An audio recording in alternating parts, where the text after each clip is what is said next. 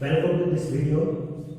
Now we discuss in this video gametogenesis. Now, just before classes, in this video, I discussed the female reproductive organs systems and there are many parts. And today we discuss gametogenesis, formation of sperm and ova. Gametogenesis is a process in which there are many changes in these points. First of all the gametogenesis. तो यहाँ पे हम लोग जानेंगे कि mail और female दोनों gametes जो होते हैं कैसे उनका जनरेशन होता है, किस प्रकार से जनरेट होते हैं, कैसे बनते हैं। तो what is the gametogenesis? Gametogenesis is the process by which male and female sex cell or gamete, that is sperm or ova, sperm and ova are formed respectively in the male and female। यानी यह ऐसी process होती है जिसमें कि mail और female जो sex cell होते हैं उनमें उनका फॉर्मेशन होता है। तो मेल और फीमेल सेक्स सेल किस प्रकार से फॉर्म होते हैं, इस प्रोसेस को गैमेटोजेनेसिस कहा जाता है। यानी मेल से स्पर्म का और फीमेल से ओवा का फॉर्मेशन होता है। तो इनके फॉर्मेशन की प्रोसेस को गैमेटोजेनेसिस कहा जाता है। गैमेट का मतलब मेल एंड फीमेल गैमेट। तो first I discuss the spermatogenesis, यानी जो मेल सेक्स सेल है उसका फॉर्मेशन कैसे होता है, इनके प्रोसेस को the process of formation of sperms is called spermatogenesis. यानी मेल के अंदर जो मेल सेक्स सेल्स हैं उससे स्पर्म का फॉर्मेशन होने के प्रोसेस को स्पर्मेटोजेनेसिस कहते हैं। यहाँ पे स्पर्मेटोजेनेसिस का प्रोसेस दिखाया गया है। It is a spermatogonia. Inside the spermatogonia the different types of the male cells are Sertoli cells, यानी male sex cells and Sertoli cells present in the each spermatogonia show the diagrammatic structure to the spermatogonia। यानी जिसके अंदर sperm का formation होता है, उसकी जो थैली होती है उसके अंदर जो सेल्स होती हैं दो टाइप की होती हैं, जिनके बारे में हम लोग इसके पहले डिस्कस कर चुके हैं। मेल रिप्रोडक्टिव सिस्टम में के टेस्टिस में, तो टेस्टिस के अंदर जो स्पर्मेटोगोनिया होती है उसके अंदर ये फॉर्मेशन होता है। स्पर्मेटोगोनिया के अंदर दो टाइप की सेल होती है, तो मेल सेक्स सेल और दूसरा Sertoli cell. Male sex cell से स्पर्म का फॉर्मेशन होता है, जो सर्टोली सेल्स होती हैं उनको न्यूट्रिशन क्रिएट करती है, न्यूट्रिशन देती हैं। तो यहाँ पे हम लोग इसका डिटेल स्टडी करेंगे।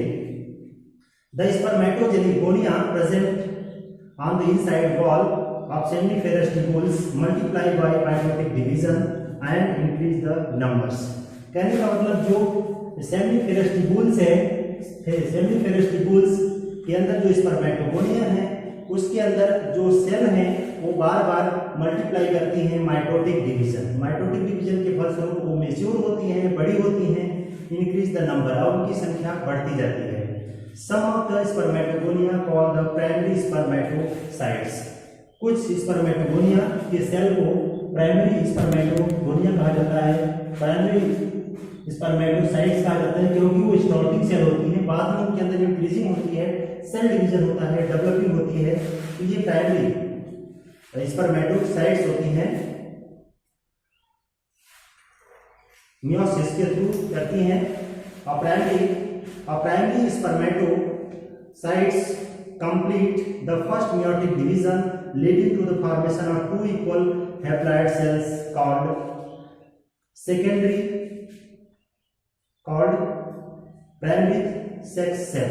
यहाँ पे क्या होते हैं कि ये मेयोटिक डिवीजन करके और ये सेल प्राइमरी स्पर्मेटोसाइट्स मेटाटिक डिवीजन करके टू इक्वल सेल में कन्वर्ट हो जाती है मियोसिस के थ्रू, एक से दो बनाती है। Some spermatogonia called primary spermatocytes periodically undergo meiosis और complete the meiotic division leading to the formation of two equal haploid cells. मतलब दो सेल बनाती हैं, इसे प्राइमरी स्पर्मेटोसाइट्स कहते हैं। सेकेंडरी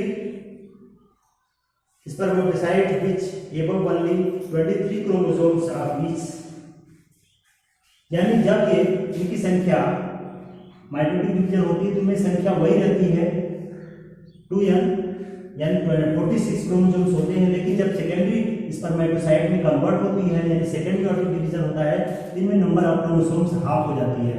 यानी इसमें अगर क्रोमोसोम की संख्या 46 है तो इसमें जो है इसकी संख्या 23 हो जाती है, क्योंकि इसमें मियोसिस में हाफ हो जाती है। जो भी क्रोमोसोम्स होते हैं उनकी संख्या हाफ हो जाती है। Secondary spermatocyte undergoes the second meiotic division. The two produce 4 से equal cell haploid cells, यानी 4 equal haploid cells में कन्वर्ट हो जाती है। spermatids are transferred into the spermatozoa. जो spermatids हैं spermatozoa में कन्वर्ट हो जाती है सेकेंडरी स्पर्मेटोसाइट से, और ये स्पर्मेटिड्स बनाती है। स्पर्मेटिड्स फिर स्पर्मेटोजोआ यानी स्पर्म में कन्वर्ट हो जाता है बाय प्रोसेस कॉल्ड स्पर्मेटोजेनेसिस, जिसे स्पर्मेटोजेनेसिस कहा जाता है। यहाँ पे हम आसानी से देख सकते हैं स्पर्मेटोगोनिया का जो फिगर है सेल के थ्रू। तो यहाँ पे स्पर्मेटोगोनिया के अंदर जो नंबर ऑफ क्रोमोसोम्स है 46 यानी जिसे कहते हैं 2n, ये सेल है जो स्पर्मेटोगोनिया के अंदर मेल सेक्स सेल कही जाती है। इसमें क्या होता है, माइटोसिस डिवीजन होता है। माइटोसिस के प्रोसेस में नंबर ऑफ क्रोमोसोम्स सेम रहते हैं, यानी उनकी संख्या जस्ट की तैस रहती है। तो यहाँ पे 2n है यानी 46 है, यहाँ पर भी 2n है, यानी जब प्राइमरी स्पर्मेटोसाइट्स बनता है इनमें नंबर ऑफ क्रोमोसोम्स 46 ही रहती है यानी 2n ही रहती है। यहाँ पे माइटोसिस दिखाया गया है। माइटोसिस के बाद फर्स्ट जो मियोसिस होता है, जहाँ से मियोसिस फर्स्ट में जो क्रोमोसोम्स होती है उनकी संख्या 2 हो जाती है, यानी एक सेल से 2 सेल का फॉर्मेशन होती है मियोसिस फर्स्ट में। इसमें नंबर ऑफ क्रोमोसोम्स की जो संख्या होती है वो हाफ हो जाती है, यानी यहाँ पे नंबर ऑफ क्रोमोसोम्स की जो संख्या होती है 46 के बजाय 23 हो जाती है। जो सेकेंडरी स्पर्मेटोसाइट्स बनता है तो इनमें संख्या उनकी हाफ हो जाती है, यानी 46 यहाँ रहती 23 हो जाती है। तो यहाँ पे 2 इक्वल पार्ट में कन्वर्ट हो जाती है, और ये दोनों cells further divide meiosis division के थ्रू, यानी सेकेंड मियोसिस डिवीजन होता है और इसमें 4 यानी 2 सेल 4 सेल में कन्वर्ट हो जाती है। 4 स्पर्मेटोसाइट्स बनाती है, स्पर्मेटिड्स, यानी ये 4 स्पर्मेटिड्स बनाती हैं जिनमें नंबर ऑफ क्रोमोसोम की संख्या 23 हो जाती है, यानी जो पहले की संख्या थी उसकी आगे हो जाती है, यानी इसमें मियोसिस सेकेंडरी। और spermatids convert into the spermatozoa यानी फॉर्मेशन ऑफ स्पर्म, यानी लास्ट में स्पर्म का फॉर्मेशन करती है। Now discuss in this points some hormones, some spermatozoa inside the secretion of gonadotropins releasing hormone then act as the anterior pituitary। जो pituitary glands होती है उससे कुछ सिक्रीशन होता है जो stimulate and secretion of the 2 gonadotropin hormone, जो 2 hormone को सिक्रेट करती है। पहला है ल्यूटिनाइजिंग हार्मोन LH, दूसरा है फॉलिकल स्टिमुलेटिंग हार्मोन या FSH। 2 प्रकार के हार्मोन होती हैं, इनका वर्क क्या है।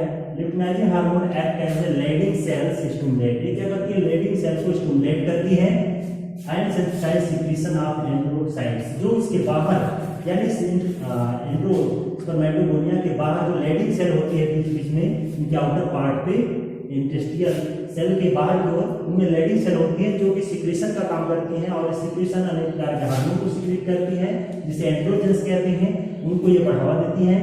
दूसरा follicle stimulating hormone act as the Sertoli cells, यहाँ पे सर्टोली सेल है और ये सर्टोली सेल जो होती है ये न्यूट्रिशन क्रिएट करती है जो स्पर्म के बनाने में हेल्प करती है यहाँ पे।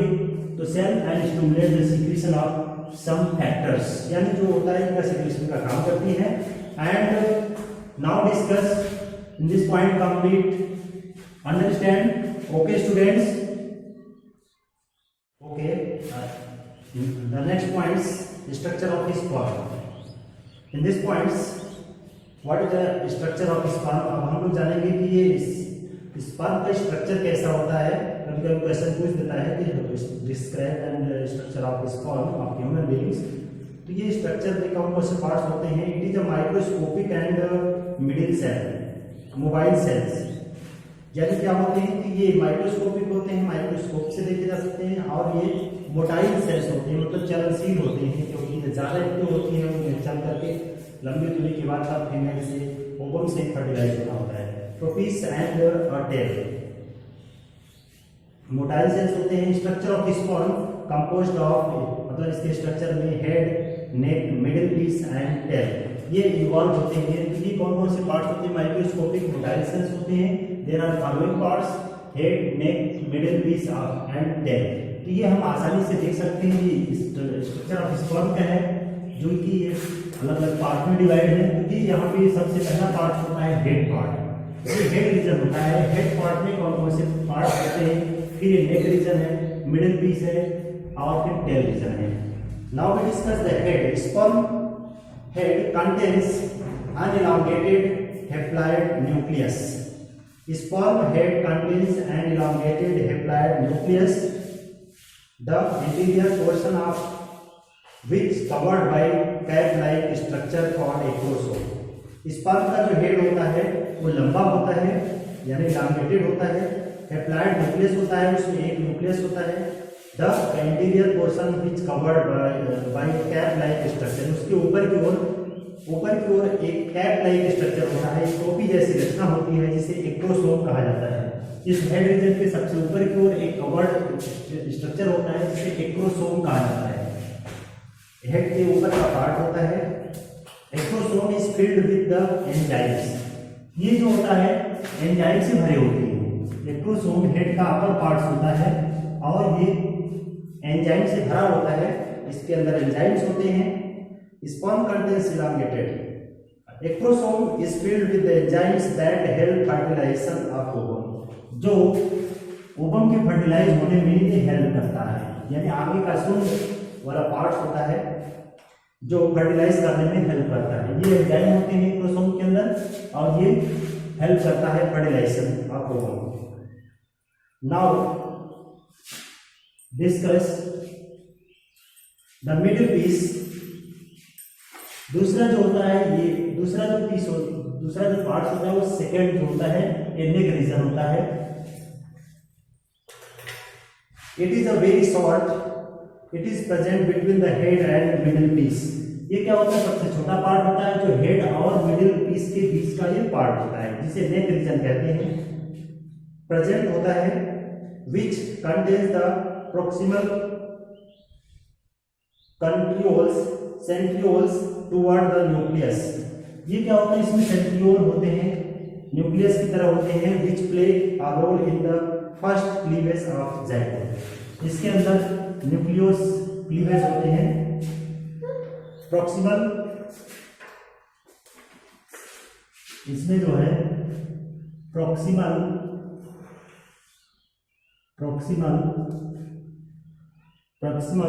सेंट्रियोल,